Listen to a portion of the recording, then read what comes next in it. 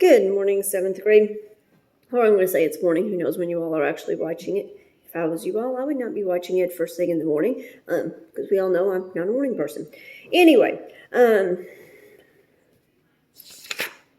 it's Thursday morning, and I'm making this video for Friday. I had to get that straight in my head. Let's have a quick little conversation about non-history subjects. For Bible, remember, the Bible lessons should be about what I talked about the day before in the video, if at all possible, if I can get it all to line out. Then the videos would be something new. So your paragraph should be about the videos, not necessarily about the Bible lessons. Some of you, this is my life, okay? Today's Thursday, so I'm grading stuff from Wednesday, and making videos and posting stuff for Friday. This is why I stay confused when we have to do LMS, because I'm never actually living in the day that it is. So this morning when I read your all's Wednesday videos, it seemed like a lot of you were talking about stuff that was mentioned in the Tuesday video, not the Wednesday video. Make sure you're putting stuff that goes with the video that is that day. Also, don't forget about literature. Later on today, I will be checking to see who did the literature that was supposed to have been due today. And then I assigned more literature today, remembering today is Thursday, even though you're watching this video on Friday. And then I assigned more stuff on Thursday that's due on Friday when you're watching this video. Yeah, I'm confused. Okay, so we're on chapter 19. First, 19.1 was about Queen Victoria and kind of the politics of England with the Parliament and the Conservatives and the Liberals and all of that, and about Queen Victoria and what a great queen she was, all that jazz. And then about the whole thing between England and Ireland. 19.2 was about Christianity in England during Queen Victoria's time. It also talked about the Geneva Convention and the National Red Cross, and then of course the American Red Cross, which was started by Clara Barton. Remember, this is also the time where the saying is the sun never sets on the British Empire because it's so huge. So the rest of this chapter is going to be talking about some of the places that England colonized. It's going to start by talking about the area before the Europeans showed up, kind of, and then once Europeans showed up, just like before. Very condensed, we have a couple of pages on Asia, more on Africa, and then like one page on Australia. So this is very condensed. This video is actually for Friday and Monday. I'm not making a separate one for Monday. So 19.3 is about Asia. Some of this, hopefully, you remember. With a few exceptions, the Far East relationship with Europe before the modern age was one of isolation and separation.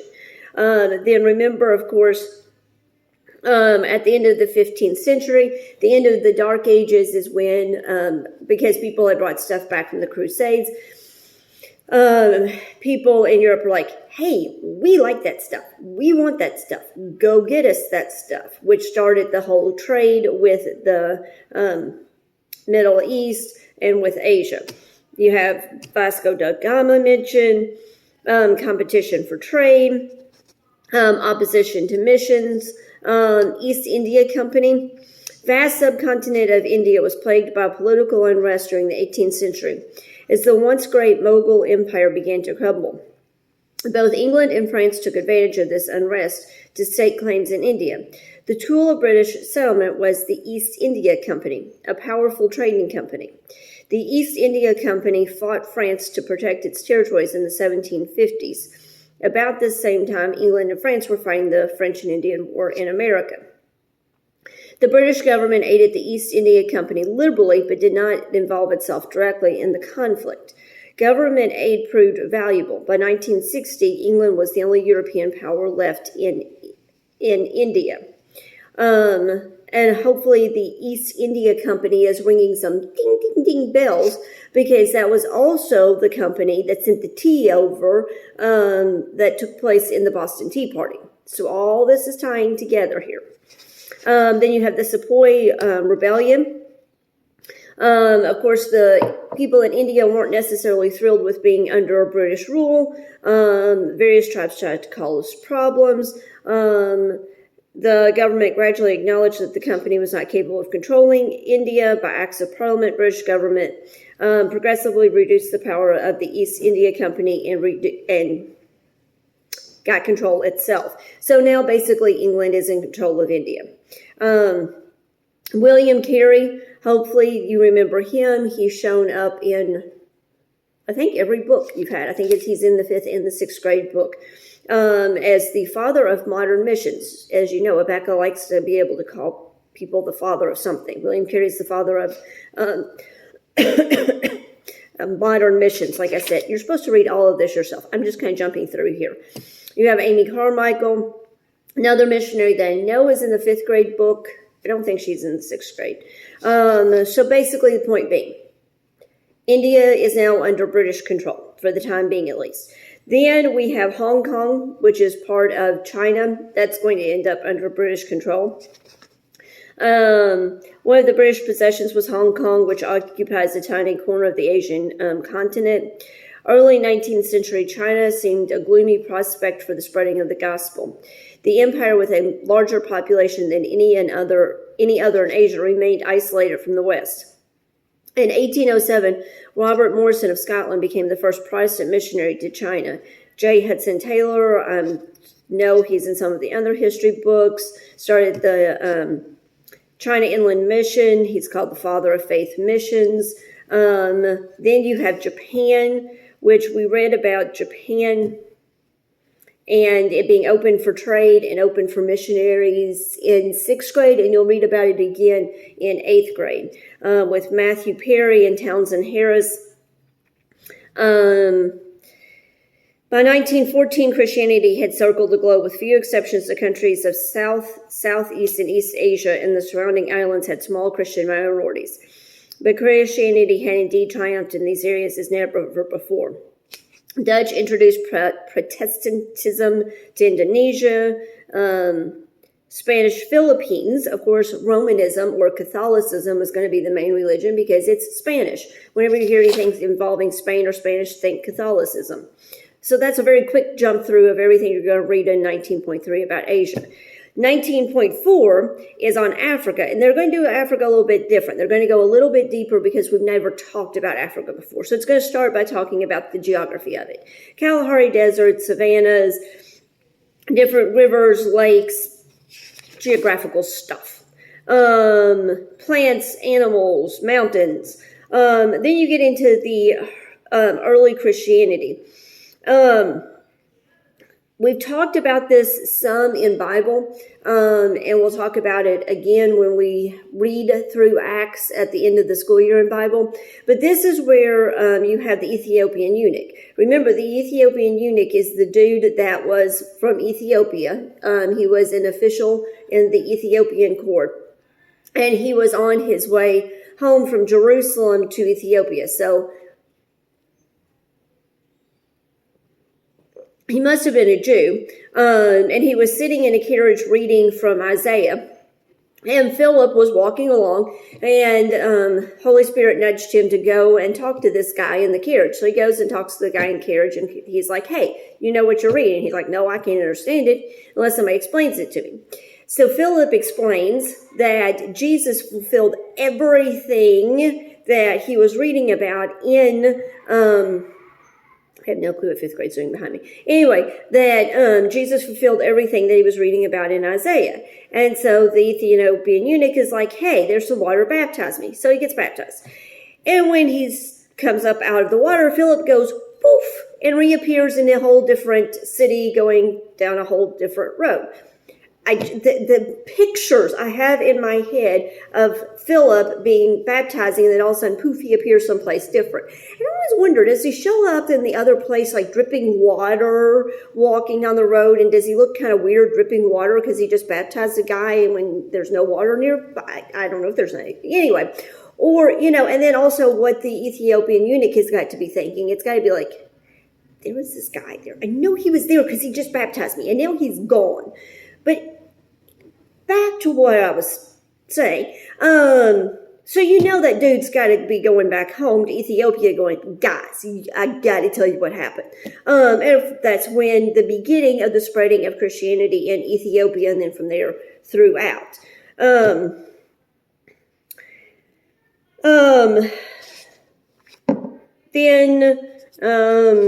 you have Frumentius, who's mentioned here. He's also mentioned in the 5th grade book. John Mark, which of course is the Mark that wrote the book of Mark, who also was traveling with Paul, is mentioned in here.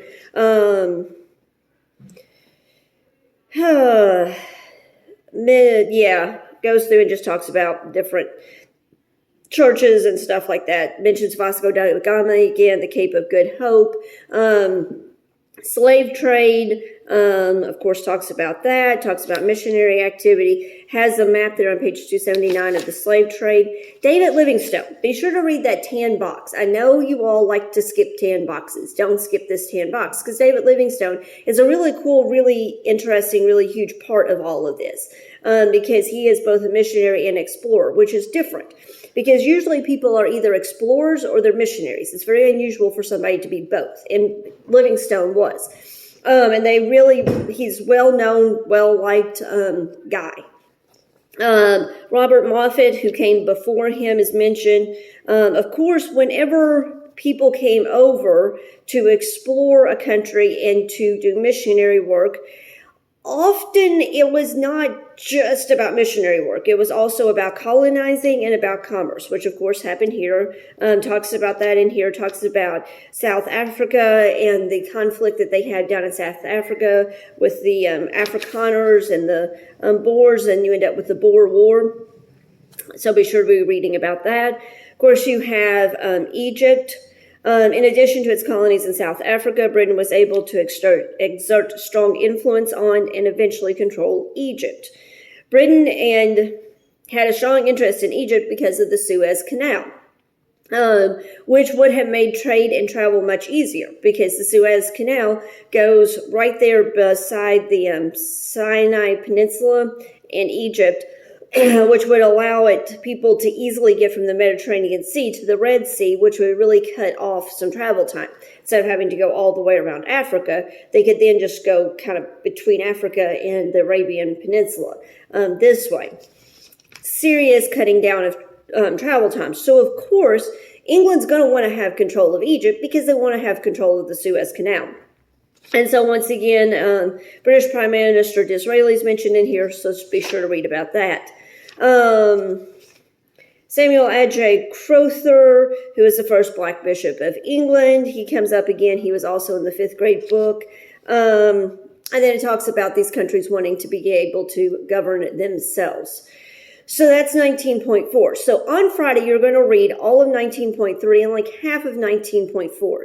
On Monday, you're going to read the other half of 19.4 and all of 19.5. And then on Monday, you'll have a quiz on 19.4 and 19.5, which will be open book.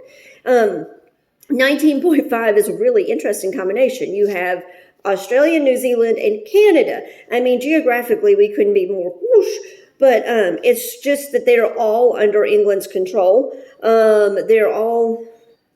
I know Australia and Canada is still part of the Commonwealth of Nations, which is the group of independent countries that used to be under England's control, now are independent, but they still ultimately recognize the Queen.